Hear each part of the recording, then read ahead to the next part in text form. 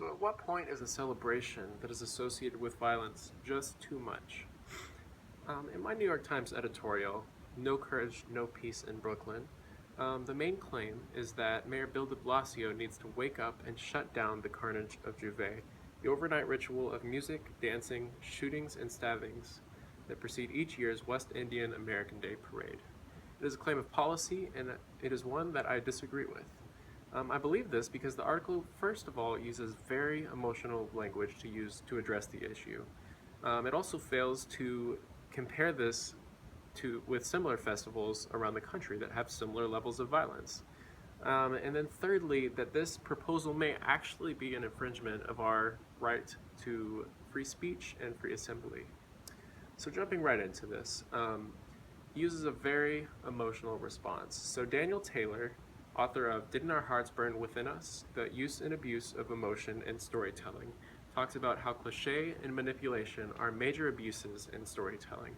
The editorial board uses language, using phrases such as Mayor de Blasio does not seem up to the fight, and Mayor de Blasio needs to wake up and shut down the carnage of Juve, that are really gold with using emotional speech to manipulate the audience.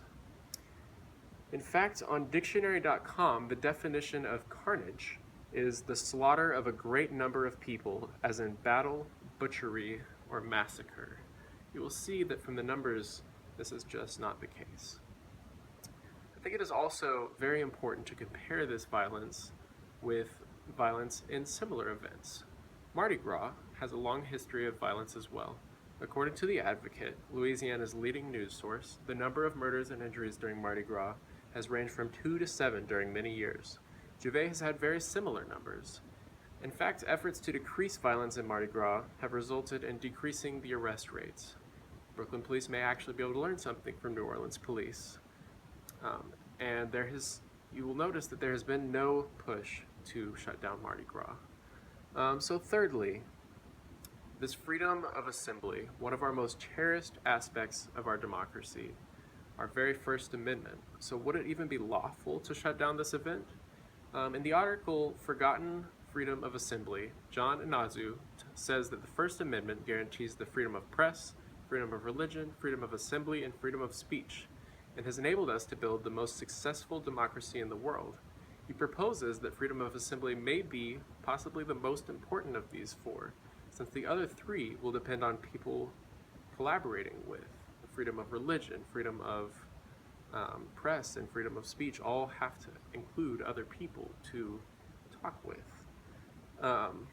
In another article by Inazu, the First Amendment's public forum, he says, "We may rightly worry when speech or assembly risks too much violence or threatens to undermine democratic theory, but our tolerance for potential disruptive or harmful expression in the public forum ought to be exceedingly high."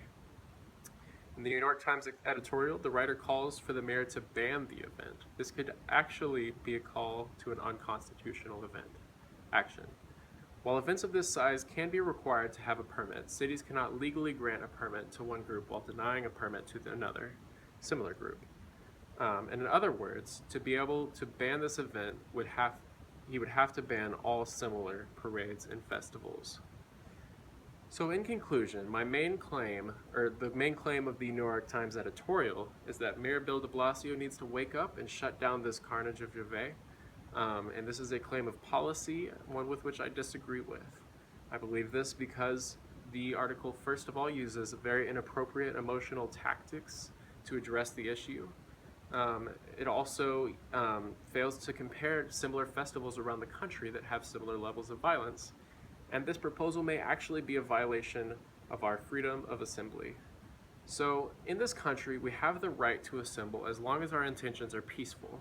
There is nothing in the festival's organization that is trying to incite violence. It is actually just a byproduct of a large gathering of people, and this basic American right to assembly should not be revoked.